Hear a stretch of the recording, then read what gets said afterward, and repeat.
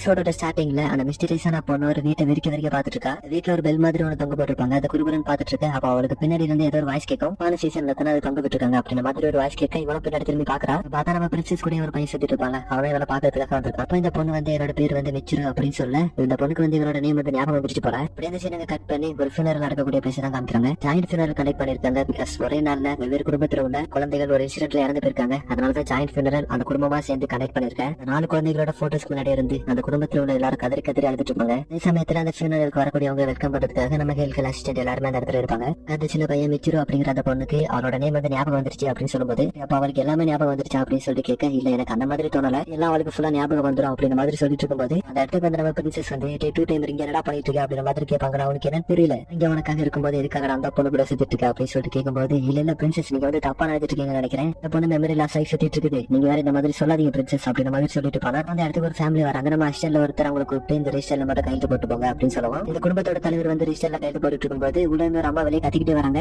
யார் இந்த இடத்துக்கு வர சொன்னது, வெளியே போங்க அப்படின்னு சொல்லிட்டு கோவப்பட்டு கத்த உங்களோட ஹஸ்பண்ட் தான் இவங்களை தடுத்து நிறுத்தி நீங்க இந்த இடத்தோட பேருங்க, உங்களோட பிரேயர்ஸ் எங்களுக்கு வேணா நினைக்கிறோம் அப்படின்னு சொல்ல வெளியே இருந்து ஒரு ஃபேமிலி வந்தாங்களா. அந்த குடும்பத்துல ஒரு பையன் இருப்பான். அவங்களை பிடிச்சி இந்த அம்மா கத்த ஆரம்பிக்கிறாங்க. அப்புறம் அந்த நீர் சேர்ந்து செத்துருக்க வேண்டியது அப்படின்ற மாதிரி சொல்லும்போது அவரோட ஹஸ்பண்ட் தான் வேணாமா அப்படின்னு சொல்லி தடுத்து நிறுத்துவாங்க. இங்க நடக்கக்கூடியது எல்லாத்தையுமே ஹெல்த் பார்த்துட்டு அந்த மீச்சிரு அப்படிங்கிற அந்த பொண்ணையும் பாக்குறான். தொடர்ந்து சீனிங்க கட் பண்ணி இப்போ ஒரு ஃபேமிலி வரட்டி விட்டாங்கல்ல, அந்த ஃபேமிலி தான் காமிக்கிறாங்க. வீடியோ ரொம்ப டார்க்கா இருக்கு. 3 பேரும் கையில ஒரு கப்பல் விட வச்சுக்கிட்டு சாப்பிடாம உட்காந்துருப்பாங்க. அம்மா தான் பையன் கிட்ட நீ காலையில இருந்து சாப்பிடவே இல்லை, ஏதாவது சாப்பிடா அப்படின்னு சொல்லலாம். என்ன விஷயம் தெரியல, திடீர்னு அலாரம் ஆரம்பிக்கிறான். அப்படின்னு சீனிங்க கட் பண்ணி ஒரு பிளாஷ்பேக் போறாங்க. பிளாஷ்பேக்ல என்ன காமிக்கிறாங்கன்னா இந்த 5 குடும்பமே ஃபர்ஸ்ட் ஒரு ஹாப்பியான நெய்பர்ஸா தான் இருந்திருக்காங்க. இப்ப கசாமா அப்படிங்கிற அந்த ஃபேமிலி கார்ல அவங்களோட குழந்தை போக எக்ஸ்ட்ரா ஒரு 4 குழந்தைகளை உட்கார வச்சிருக்காங்க. அவங்களோட பேரண்ட்ஸ் எல்லாம் வந்து எங்களோட கார்ல வந்து நாங்க உட்கார மட்டும் தான் இடம் இருக்குது, இந்த குழந்தைகளுக்கு எல்லாம் இருக்க இடம் கிடையாது, சோ இவங்களை பார்த்து கூட்டு போங்க அப்படின்னு சொல்றாங்க. ஆனா எங்க போறாங்க அப்படிங்கிறது தெரியல. இந்த பின்னாடி இருக்கக்கூடிய அந்த 4 பசங்களும் கசாமா இருக்காருல அவரோட பையனை அந்த கார்ல வச்சு புள்ளி பண்ணுவாங்க. அம்மாவை பின்னாடி திரும்பி என்ன சவுண்ட்னு கேட்கும்போது இவங்க சொல்லுவான் எங்கதான் ஏதோ பண்ணானுங்க அப்படின்னு சொல்ல வர பசங்களோட அம்மா ஒருத்தவங்க வந்து ஒரு பிரச்சனை இல்ல நீங்க பாத்து போயிட்டு வாங்க அப்படின்னு சொல்ல காரை இந்த இடத்த விட்டு கிளம்ப ஆரம்பிக்குது. உள்ள நம்ம பையன் அந்த ரெட் கலர் ஷர்ட் போட்ட பையன் அவனோட வயிற்றுல இவனை போட்டுட்டு எங்களை பத்தி ஏதாவது சொன்ன அவனை செஞ்சிருவாடா அப்படின்னு சொல்லி மிரட்ட இதெல்லாம் மீச்சிட்டு பாத்துட்டு அவனே இதுக்கு முன்னாடி இந்த மாதிரி தான் மிரட்டுவானுங்க. அதையும் யோசிச்சு பாக்குறான். இந்த பையனை பார்க்கும்போது 2 பேரும் ஒரே மாதிரியான லைஃப் ஷேர் பண்ண மாதிரி தோணுது. இங்க அந்த ரெட் கலர் டி ஷர்ட் போட்ட பையன் வந்து கசமா கிட்ட நீங்க வந்து பணக்காரங்க தானே, எங்க அம்மா சொன்னாங்க வெப் டிஷர்ட் எல்லாம் நிறைய பணம் மேக் பண்ணுவாங்க, மட்டும் இல்லாம நீங்க உங்களுக்குன்னே ஒரு கஷ்டம் பில்ட் ஹவுஸ் வச்சிருக்கீங்க அப்படிதானே அப்படின்னு சொல்லி கேட்கும்போது நம்ம சிரிச்சுக்கிட்டு எங்க குடும்பத்தை பத்தி உனக்கு நிறைய தெரிஞ்சிருக்கியா தம்பி அப்படின்னு சொல்றாரு. கசமோட வைஃப் வந்து பின்னாடி பாக்குறாங்க. இவங்க 3 பேரும் சீட் பெல்ட் போடாம இருக்கிறத பார்த்ததும் தம்பிகளா சீட் பெல்ட் போடுங்கடா இல்ல போலீஸ்காரங்க பார்த்தாங்கன்னா பெரிய பிரச்சனை ஆயிரும் அப்படின்னு சொல்ல அந்த ரெட் டிஷர்ட் பையன் வந்து சீட் பெல்ட் எடுத்து பாப்பா அது வராதா, அதுக்கடுத்து இந்த சீட் பெல்ட் எல்லாம் எதுக்கு போடணும் அப்படின்னு சொல்லிட்டு விண்டோ திறந்து பாடியை வெளியே போட்டு ஆடிட்டு போனான். வெளியே போடாது பார்த்தாதுன்னு அவனோட ஃப்ரெண்ட்ஸை கூப்பிட்டு தலையை வெளியே போடுங்கடா அப்படின்னு சொல்ல அவங்களும் பாடி வெளியே போட்டு ஆடிட்டு இருப்பாங்க. அம்மா எவ்வளவோ சொல்லி பாப்பாங்க டேஞ்சர்டா அப்படி தொங்காதீங்கடா அப்படின்னு எவ்வளவுதான் சொன்னாலும் அவங்க கேட்கவே மாட்டாங்க. உடனே உங்க ஹஸ்பண்ட் கிட்ட கார் நிறுத்துங்க அப்படின்னு சொல்லும்போது இல்ல வேற ஒரு டின் இருக்குமா அதை கசமா நோக்கி வீசிட்டு சட்டக்கடாம கொஞ்ச நேரம் இருங்கடா அப்படின்னு சொல்ல அவன் போட்டுட்டு இன்னும் பிரேக் கீழே போய் மாட்டிக்கும். பிரேக் எவ்வளவு மிதிச்சு பாப்பாரு, ஆனா அந்த டின்னு தான் பிரேக்ல மாட்டிக்கிட்டு இருக்கு. இவங்க நேரம் ஃப்ரெண்ட்ல ஒரு ட்ரக் வர பிரேக் வேற ஒருக்காக தான் அந்த ட்ரக்ல போய் மோதி ஒரு பெரிய ஆக்சிடென்ட் ஆகுது. ஆக்சிடென்ட்ல சீட் பெல்ட் போட்ட 3 பேர் மட்டும் தான் தப்பிச்சிருப்பாங்க. மீதி இருந்த எல்லாரும் தூக்கி வீசப்பட்டு இறந்து போயிருப்பாங்க. மீச்சர் பார்க்கும்போது அவரோட வாழ்க்கையில நடந்த ஒரு சம்பவம் ஞாபகம் வருது. மீச்சரோட அப்பா பேர் வந்து சாகே. அவங்க வாழ்ந்த வில்லேஜ்ல ஒரு நல்ல மனுஷன் கூட அந்த வில்லேஜோட மேயர் கிட்ட இவர் மட்டும் போய் தனியா பேசி ஒரு கேரக்டரிஸ்டிக் கொண்டு வந்திருப்பாரு. அதை பத்தி தான் அந்த ஊர் மக்கள் எல்லாரும் பேசி அவங்களை பாராட்டிட்டு இருப்பாங்க. எல்லாத்தையுமே மீச்சர் அவரோட அம்மா இவங்க 2 பேரும் தூரத்துல இருந்து பாத்துட்டு இருப்பாங்க. யாரு மீச்சர் நீ வந்து யாருக்காவது நல்லது பண்ணு வச்சுக்கியா, நீ வந்து அவங்களுக்கு ஹாப்பினஸ் கொடுக்க முடியும், சிரிச்சுக்கிட்டே இருந்தாலும் அது வந்து ஒரு பாசிட்டிவ் எனர்ஜி கொடுக்கும் அப்படின்னு சொல்ல மீச்சர் நான் இப்போ சிரிச்சுக்கிட்டே இருப்பேன் அப்படின்னு சொல்லுவாங்க. அப்ப கிட்ட உள்ள பெல் வந்து சவுண்ட் போட அந்த பெல்லே சொல்லுது நமக்கு நல்லதுதான் அப்படின்னு சொல்ல அவங்களோட அம்மாவும் இது வந்து ராங் சீசனா இருந்தாலும் அதை நம்ம அப்படியே எடுத்துக்கலாம் அப்படின்னு சொல்லுவாங்க. ஃபர்ஸ்ட் அந்த பையன் மீச்சர் கிட்ட சொல்ல வந்திருப்பான். இந்த சீனுக்கு கட் பண்ணா அந்த வில்லேஜோட லேண்ட் லார்ட தான் காமிக்கிறாங்க. ஏன்னா அந்த லேண்ட் லார்டோட இடத்துல தான் இவங்க எல்லாரும் தங்கிட்டு இருக்காங்க. ஒரு கோயமா இருந்து ஷாக் ஐயோ வந்து எப்போ ஏதாவது பேசி நம்ம காசை தான் வீட் பண்ணிட்டு இருக்கோம் அப்படின்ற மாதிரி யோசிச்சுட்டு இருக்கேன். மேல குடும்பமா இருந்து கோவப்படுவாங்க. அப்படியே இந்த சீனுங்க கட் பண்ணி ஒரு காட்டுக்குள்ள அந்த லேண்ட் லார்டோட பையன் வந்து மீச்சர் எடுத்துட்டு போயிட்டு இருப்பாங்க. எங்க கூட்டு போற அப்படின்னு சொல்லிட்டு கேட்கும்போது அந்த காட்டுக்குள்ள ஒரு பாண்ட மாதிரி இருக்கு. அங்க வச்சு மீச்சர் வந்து குளத்துக்குள்ள தள்ளி விட்டு கொலை போப்பாங்களா. மீச்சர் அவங்களை தட்டி விட்டு ஓட ட்ரை பண்ணுவா. அப்படி ஓடும்போது சைடுல கிளிப் உடஞ்சு அந்த 4 பேருமே குளத்துக்குள்ள விழுந்துருவாங்க. இந்த மீச்சர் அந்த லேண்டோட பையன் மட்டும் சைடுல வேற பிடிச்சு தப்பிச்சிருவாங்க. இருந்த 2 பசங்களும் அந்த லேண்டோட பையனோட காலை பிடிச்சு விட மாட்டாங்களா. அவங்களுக்கு வேற நீச்சல் தெரியாதா உள்ள முழுக கூடாது அப்படிங்கிற ஒரு பயத்துல அந்த பையனோட காலை பிடிச்சு விட மாட்டாங்க. அந்த பையனை சேர்த்து உள்ள எடுத்துட்டு போறாங்க. மீச்சர் ரொம்ப நேரம் கழிச்சு காஞ்சே சாரா அன்னைக்கு நைட் ஆயிடுது. பாண்டுக்குள்ள பார்த்தோன்னா இவனை துரத்தி வந்த 3 பசங்களும் இறந்து போய் மிதந்துட்டு இருப்பாங்க. அப்படியே சீனுக்கு கட் பண்ணி பிரசன்ட்டுக்கு வந்தானா கார் ஆக்சிடென்ட்ல இறந்து போற பசங்களோட அம்மா ஒருத்தவங்க வந்து வெப்சைட்ல இந்த பையனோட நேம் வந்து டைப் பண்ணிருக்காங்க போல.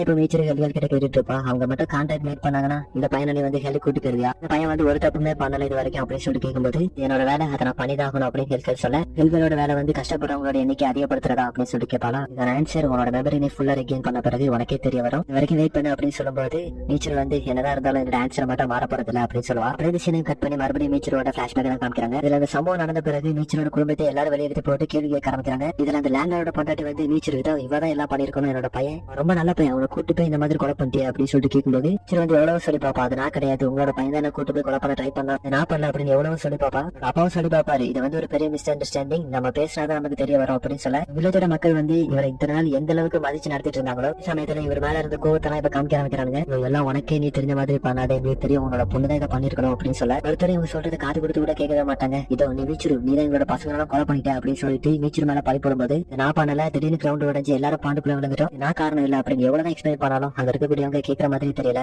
மாதிரி உனக்கும் மூலம் இருக்கு, நீ இதை செட் பண்ணிருக்கணும் அப்படின்ற மாதிரி பேச ஆரம்பிக்கிறாங்க. இந்த சீனை கட் பண்ணி கொஞ்ச நாள் கழிச்சு காமிக்கிறாங்க. மீச்சரோட வீட பார்த்தா களை தூக்கி எரிஞ்சு வீடு டேமேஜ் ஆயிருக்கிறத நம்மளால பார்க்க முடியுது. மீச்சர் வந்து சாப்பாடு வாங்கலாம் அப்படி சொல்லிட்டு வெளியே வருவாங்க. இதை தூரத்துல இருந்து ஒருத்தர் பார்த்து இருக்கிற மாதிரி காமிக்கிறாங்க. இந்த பொண்ணு ஒரு கடையில போய் நினைக்கிற டோஃபு வாங்கலாம் அப்படின்னு சொல்லிட்டு போகும்போது கடையோட ஓனரும் ஏதோ கஸ்டமர் தான் வந்திருக்காங்க அப்படின்னு சொல்லிட்டு ஹாப்பியா தான் வருவாங்க. மீச்சரை பார்த்ததும் ஏமா உனக்கு என்னால சாப்பாடு தர முடியாது, எனக்கு சாப்பாடு தந்தா எனக்கு தான் பிரச்சனை வரும் அப்படின்னு சொல்லிட்டு அனுப்பி விட்டுறாங்க. இந்த இடத்துல இருக்கக்கூடிய எல்லா கடையுமே தேடி பாக்குறான், யாருமே சாப்பாடு கொடுக்க முன் வர மாதிரி தெரியல. முன்னாடி மீச்சர் வீட்டை விட்டு வெளியே வரும்போது ஒருத்தன் குறுகுறுன்னு பாத்துட்டு இருந்தான்னு சொன்னல, அவன் மீச்சர் அப்ரோச் பண்ணி எனக்கு ஒரு கடை தெரியும், அந்த லேண்ட்லார்ட் இடத்த விட்டு வெளியே போய் பார்த்தா ஒரு கடை இருக்கு, இவனுக்கு எப்படி சாப்பாடு தர மாட்டானுங்க, கொஞ்சம் தூரம் தான் நடந்து போனாலே போயிடலாம் அப்படின்னு சொல்லுவாங்க. இப்படி இந்த குழந்தை ஏமாத்தி கூட்டு போய் ஒரு வீட்டுல அடைச்சு வச்சிருவாங்க. இந்த லேண்ட்லார்ட் இருக்காருல அவரோட ப்ராப்பர்ட்டில ஒண்ணுதான் இந்த ரெசிடென்ஸ் விட்டு தள்ளி ரொம்ப தூரம் ஆளே இல்லாத ஒரு இடத்துல இருக்கும். மீச்சர் அந்த ரூம்ல அடைச்சிட்டு வெளியே வரும்போது ஒருத்தர்கிட்ட சாவி கொடுக்குறான். யாரும் பார்த்தா அந்த லேண்ட்லார்டோட பொண்டாட்டி சரியான இதுவாட்டு இருக்கும் போல. மீச்சரோட பேரண்ட்ஸ் வந்து ரொம்ப நேரம் காணாம போன குழந்தை என்ன வரலன்னு சொல்லிட்டு ரெசிடென்ஸ் ஃபுல்லாவே தேட்டாங்க, ஒருத்தர் கூட முன் வந்து ஹெல்ப் பண்ண வரல. அப்ப மீச்சர் ஒருத்தர் அடைச்சு வச்சாங்க. அவங்ககிட்டயே போய் நீங்க மீச்சர் எங்கேயாட்ட பாத்தீங்களா, என் குழந்தை காணாம போயிட்டா அப்படின்னு சொல்லிட்டு கேட்கும்போது சரி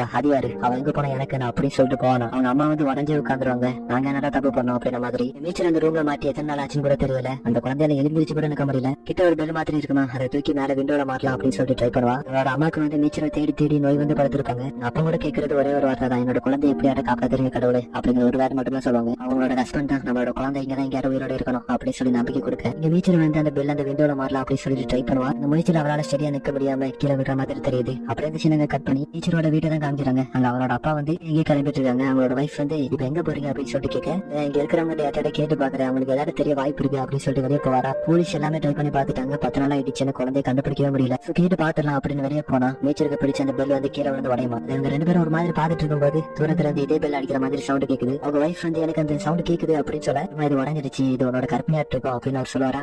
காரணம் இது மீச்சருக்கு பிடிக்கும் அப்படிங்கிற ஒரு காரணத்தினால மீச்சர் வீட்டுல மட்டும் எப்பவுமே இதை மாட்டி வச்சிருப்பாங்க. மற்ற வீட்டுல எல்லாம் இதுக்கான சீசன் வரும்போதுதான் மாட்டுவாங்க. இப்ப இதுக்கான சீசன் கிடையாது. சோ எந்த ஒரு வீட்லயுமே இதை மாட்டி இருக்க மாட்டாங்க. இந்த சவுண்ட் ஆனது மறுபடியும் தூரத்துல இருந்து கேட்க இந்த சவுண்ட் வரக்கூடிய அந்த இடத்தை நோக்கி ஓட ஆரம்பிக்கிறாங்க. போய் பார்த்தா அந்த லேண்டரோட இடம் தான் அது. ஃபர்ஸ்ட் யோசிக்கிறாங்க, இருந்தாலும் அந்த இடத்துக்குள்ள போக அவங்க ஒரு வீட்டுல நிச்சயம் தூங்குமா. அந்த வீட்டோட கதவை போய் தட்டுறாங்க. மீச்சர் நீ உள்ளதான் இருக்கியா அப்படின்னு. உள்ள இருந்து ஏதோ லைட்டா சவுண்ட் கேட்கும். அப்ப இது கண்டிப்பா மீச்சரா தான் இருக்கணும் அப்படின்னு சொல்லிட்டு அவரோட அப்பா கிட்ட ஒரு ஆடு மாதிரி எடுத்து அந்த கதவை திறக்க ட்ரை பண்றாரு. கதவை திறந்து உள்ள பார்த்தா அவங்களோட குழந்தை எப்படி கீழே விழுந்து கிடப்பா. அவளை மடியில தூக்கி வச்சுட்டு நீ இங்கதான் இவ்வளவு நாள் மாறிட்டு இருந்தே சொல்லும் அப்படின்னு சொல்லிட்டு கேட்க திருவாள் அந்த அளவுக்கு பேச முடியல. அம்மா அப்பா அப்படிங்கிற ஒரு வேலை மட்டும் தான் சொல்லுவா. அந்த லேண்டரோட குடும்பம் மட்டும் இல்லாம அந்த வில்லேஜோட எல்லாருமே அந்த இடத்துக்கு வந்துருவாங்க. நீ கண்டுபிடிச்சிட்டே, நீ கண்டுபிடிக்க நாளாக அவன் செத்து போயிடுவாங்களா நான் நினைச்சேன் அப்படின்ற மாதிரி லேண்டரோட பொண்டாட்டி சொல்ல வந்து நீங்க தான் இதெல்லாம் பண்ணீங்களா அப்படின்னு சொல்லிட்டு அவங்க அடிக்க போவாரா. அந்த லேண்ட்லார்ட் சாயவை அடிச்சு போட்டு இதுக்கடுத்து இவர் வந்து எவ்வளவு சொல்லி பாப்பாரு, எங்களை வந்து வாழ விடுங்க, நாங்க வந்து இதுல யார்கிட்டயுமே சொல்ல மாட்டோம் இதை பத்தி. லேண்ட்லார்ட் வந்து கேட்க மாட்டாரு, நீ எப்படியும் போலீஸ் கிட்ட மாட்டி கொடுத்துருவேன், இதுல மாட்டிக்கிட்டு சாகுறா அப்படின்னு சொல்லிட்டு கேசரின் ஊத்த ஆரம்பிச்சிருவாரு. இவர் அங்க இருக்கக்கூடிய மக்கள் கிட்ட எவ்வளவு சொல்லி பாப்பாரு, நீங்க எங்களை கொலை பண்ணிட்டீங்கன்னா நீங்களும் ஒரு மேடர் தான், உங்களுக்கு ஓகே தானே அப்படின்ற மாதிரி கேட்க இருந்து உள்ள ஒருத்தர் வந்து நீ ரொம்ப பேசுற அப்படின்னு சொல்லிட்டு சாயோட மண்டையை பொழுது விட்டு போயிருவான். அந்த லேண்ட்லார்டும் குடும்பமா உள்ள லாக் பண்ணி கொடுத்து விட்டு போயிருவாரு. மீச்சரோட அம்மா வந்து டோர தொடங்க அப்படின்னு சொல்லி கதறிட்டு இருக்க மீச்சர் அவரோட அப்பாவுக்கு எவ்வளவு இறப்ப ட்ரை பண்ணுவா. பட்